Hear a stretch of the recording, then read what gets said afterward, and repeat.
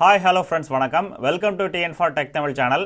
இந்திய தபால் துறையில் உள்ள சிறு சேமிப்பு திட்டங்களிலேயே மிகச்சிறந்த சேமிப்பு திட்டம் தான் இந்த கேவிபி கிசான் விகாஸ் பத்திரம். இது ஒரு லாங் டர்ம் இன்வெஸ்ட்மெண்ட் ஸ்கீம். இந்த ஸ்கீம்ல நீங்க இன்வெஸ்ட் பண்ற பணம் இந்த திட்டத்தினுடைய கால அளவு முடியும் போது நீங்க எவ்வளவு பணம் இன்வெஸ்ட் பண்றீங்களோ அதை அப்படியே டபுளா நீங்க பெறலாம். எக்ஸாம்பிள், நீங்க 1000 ரூபாய் இன்வெஸ்ட் பண்ணீங்க அப்படின்னா 2000 ஆகவும், அதுவே 5 லட்சம் இன்வெஸ்ட் பண்ணீங்க அப்படின்னா 10 லட்சமாகவும் நீங்க திரும்ப பெறலாம். சோ இந்த கிசான் விகாஸ் பத்திரம்னா என்ன, இதனுடைய பயன்கள் என்னென்ன, யாரெல்லாம் எங்க அப்ளை பண்ணலாம், அப்ளை பண்றதுக்கான குறைந்தபட்சம் அதிகபட்சமான தொகை எவ்வளவு, உங்களுடைய பணம் எவ்வளவு நாள்ல டபுள் ஆகும், அதுல ரிஸ்க் ஃபேக்டர் எதுவும் இருக்குதா, இந்த மாதிரியான கம்ப்ளீட் டீடைல்ஸ் பத்தி தான் இன்னைக்கு இந்த வீடியோல பார்க்க போறோம். வீடியோக்குள்ள போறதுக்கு முன்னால நம்ம சேனலை ஃபர்ஸ்ட் டைம் வாட்ச் பண்றீங்க அப்படின்னா உடனே சப்ஸ்கிரைப் பண்ணுங்க.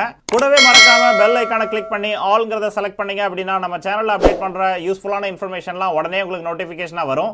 வாங்க வீடியோக்குள்ள போகலாம். இந்திய அஞ்சலக துறையால் 1988 ஆண்டு அறிமுகப்படுத்தப்பட்ட திட்டம் தான் இந்த கிசான் விகாஸ் பத்திரம் எனும் சேமிப்பு திட்டம். இந்த ஸ்கீம்ல சேமிக்க விரும்பும் ஒரு நபர் குறைந்தபட்சம் 1000 ரூபாயில இருந்து அதிகபட்சமா அவங்களால எவ்வளவு முடியுமோ அந்த அமௌண்ட்டை டெபாசிட் பண்ணலாம்.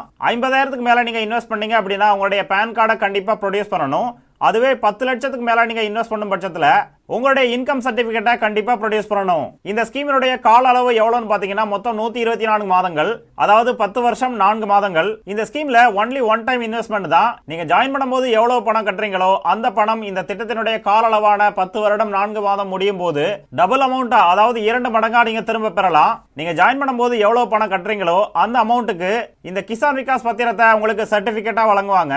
அடுத்து இந்த ஸ்கீமினுடைய பயன்கள் என்னென்னு பார்க்கலாம். இந்த கிசான் விகாஸ் பத்திரம் சேவிங் ஸ்கீம் இந்தியன் கவர்மெண்டே ரன் பண்றதுனால இது ஒரு சேஃப் அண்ட் செக்யூரான ஒரு சேமிப்பு திட்டம் அப்படினே சொல்லலாம். இந்த ஸ்கீம்ல நீங்க இன்வெஸ்ட் பண்ற பணம் எந்த ஒரு லாஸ் ஆகிறதுக்கான வாய்ப்பே இல்ல. 100% கேரண்டியா நீங்க டபுள் அமௌண்டா திரும்ப பெறலாம். அதற்கான உத்தரவாதத்தை இந்திய அரசே உங்களுக்கு வழங்குறாங்க. அடுத்து இந்த கேவிபி சர்டிபிகேட்டை கொலாட்ரல் செக்யூரிட்டியா பயன்படுத்தி எந்த ஒரு பேங்க்லயும் நீங்க லோன் வாங்கிக்கலாம். இந்திய குடிமகனான எந்த ஒரு நபரும் இந்த ஸ்கீம்ல ஜாயின் பண்ணி கேவிபி சர்டிபிகேட்டை பெறலாம். 18 வயது பூர்த்தியான நபர் தன்னுடைய பெயர்லயும் இல்ல தன்னுடைய குழந்தையின் பெயர்ல ஆஸ் அ கார்டியனாவும் இந்த கிசான் விகாஸ் பத்திரத்தை வாங்கலாம். ஒரு மைனர் பர்சன் 10 வயசு ரீச் ஆகும்போது தன்னுடைய பெயர்லயே இந்த பத்திரத்தை வாங்கலாம். இந்த ஸ்கீம்ல நீங்க சிங்கிள் ஆகவும் இல்ல ஜாயிண்ட் ஆகவும் இந்த கிசான் விகாஸ் பத்திரத்தை வாங்கலாம். நீங்க ஜாயிண்ட் அக்கவுண்டா வாங்கும் பட்சத்துல மேக்ஸிமம் 3 நபர்கள் வரைக்கும் ஒரு ஜாயிண்ட் அக்கவுண்ட்ல ஆட் பண்ணிக்கலாம். ஒன்ஸ் ஒரு தனி நபராகவோ இல்ல ஜாயிண்ட் அக்கவுண்டாகவோ ஒரு கிசான் விகாஸ் பத்திரம் சர்டிபிகேட் தான் வாங்கணும்னு எந்த ஒரு லிமிடேஷனும் இல்ல. உங்களால எவ்வளவு முடியுமோ அத்தனை சர்டிபிகேட்டை நீங்க வாங்கிக்கலாம். அடுத்து எங்கெல்லாம் இந்த ஸ்கீம்ல ஜாயின் பண்ணி இந்த கிசான் விகாஸ் பத்திரத்தை வாங்கலாம்னு பார்க்கலாம். ஆல் ஓவர் இந்தியாவில் உள்ள போஸ்ட் ஆபீஸ், எல்லா நேஷனலைஸ்டு பேங்க், ஃபியூ கமர்ஷியலைஸ்டு பேங்க்ல இந்த ஸ்கீம்ல நீங்க ஜாயின் பண்ணலாம். இந்த கிசான் விகாஸ் பத்திரத்தை நீங்க கேஷ் ஆகவோ இல்ல செக் ஆகவோ டெபாசிட் பண்ணி வாங்கலாம். இன்கேஸ் நீங்க செக் இஷ்யூ பண்ணி இந்த ஸ்கீமை ஓபன் பண்ண பட்சத்துல செக்ல என்ன டேட் மென்ஷன் பண்ணிருக்கீங்களோ அந்த டேட்ல இருந்து இந்த அக்கவுண்ட் ஓபன் பண்ணுவாங்க. இந்த ஸ்கீம்ல ஜாயின் பண்ணி இந்த சர்டிபிகேட் நீங்க வாங்குறதுக்கு உங்களுக்கு சேவிங் அக்கவுண்ட் இருக்கணும்னு எந்த அவசியமும் இல்ல. அதுவே இந்த ஸ்கீமோட கால அளவான மெச்சூரிட்டி பீரியட் முடியும் போது உங்களுடைய மெச்சூரிட்டி அமௌண்ட் வாங்குறதுக்கு கண்டிப்பா உங்ககிட்ட சேவிங் அக்கவுண்ட் இருக்கணும். அந்த சேவிங் அக்கவுண்ட்ல தான் உங்களுடைய மெச்சூரிட்டி அமௌண்ட் டெபாசிட் ஆகும். அடுத்து டெபாசிட் லிமிட். இந்த ஸ்கீம்ல ஜாயின் பண்றதுக்கான குறைந்தபட்ச தொகையா 1000 ரூபாய் பிக்ஸ் பண்ணிருக்காங்க. அதிகபட்சமான அமௌண்ட் எவ்வளவுன்னு பாத்தீங்கன்னா நோ லிமிட். உங்களால எவ்வளவு முடியுமோ அந்த அமௌண்ட்டை நீங்க இந்த ஸ்கீம்ல இன்வெஸ்ட் பண்ணலாம்.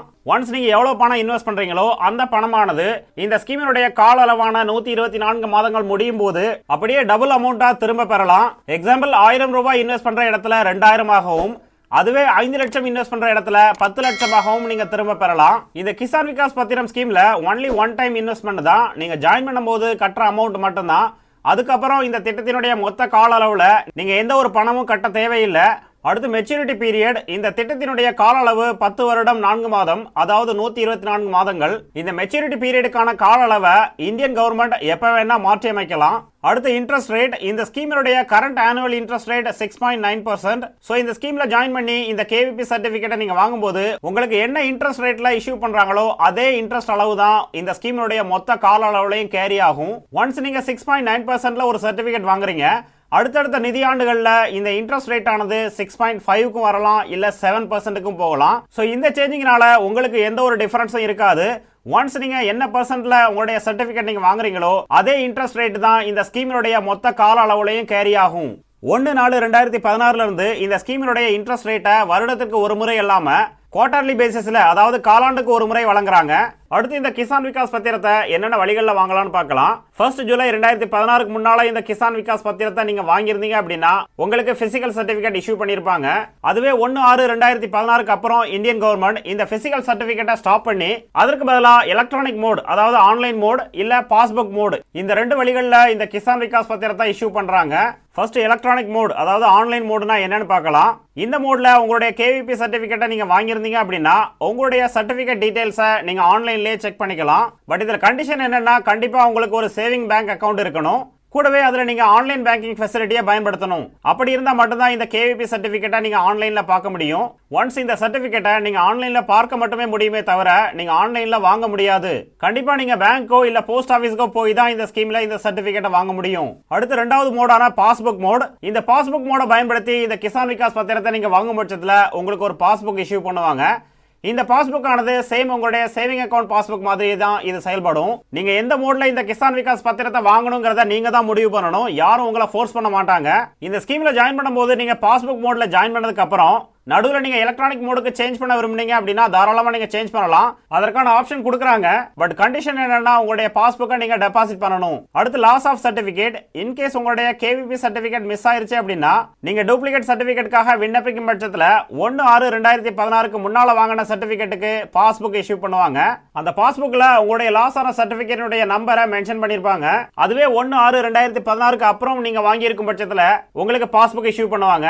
பட் அதற்கு தேவையான கட்டணத்தை நீங்க செலுத்த வேண்டியது வரும். அடுத்து ப்ரீமெச்சூர் க்ளோசர்.